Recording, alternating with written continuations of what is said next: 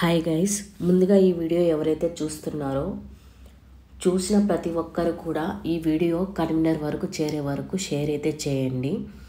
అప్పుడే మనకు ఇన్ఫర్మేషన్ అనేది అక్కడి వరకు పాస్ అవుతుంది. అలాగే మనకి ఏదైనా అప్డేట్ కూడా ఇవ్వడం జరుగుతుంది.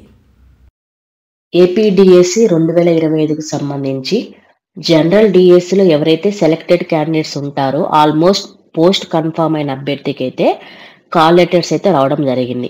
ఓకే, ఇంతవరకు బాగానే ఉంది. మరి స్పోర్ట్స్ కోటాలో మంచి మెరిట్ ఉంది, వెరిఫికేషన్ కూడా వెళ్ళొచ్చాము.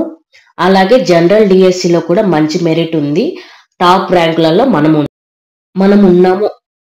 మరి అలాంటప్పుడు ఇస్తే స్పోర్ట్స్ కోటా ఫైనల్ లిస్ట్ ఇవ్వాలి, లేదా జనరల్ డిఎస్సికి సంబంధించి కాల్ లెటర్ ఇవ్వాలి, వెరిఫికేషన్ రమ్మని. ఇస్తే ఒక పోస్టు ఒక క్యాండిడేట్కి మాత్రమే ఇవ్వడం జరుగుతుంది అనేసి ఆల్రెడీ చెప్పడం జరిగింది. మరి అలాంటప్పుడు జనరల్ డిఎస్సిలో మనకు పోస్ట్ వచ్చిందా లేదా స్పోర్ట్స్ కోటాలో పోస్ట్ వచ్చిందా అనేది ఇప్పటి వరకు మనకు తెలియని పరిస్థితి. సో దీన్ని కన్వీనర్ గారు మీరు అర్థం చేసుకుని దయచేసి స్పోర్ట్స్ కోటాకు సంబంధించినటువంటి సెలెక్టెడ్ క్యాండిడేట్స్ యొక్క లిస్ట్ అయితే మీరు రిలీజ్ చేయాల్సిందిగా అందరం కోరుకుంటున్నాము.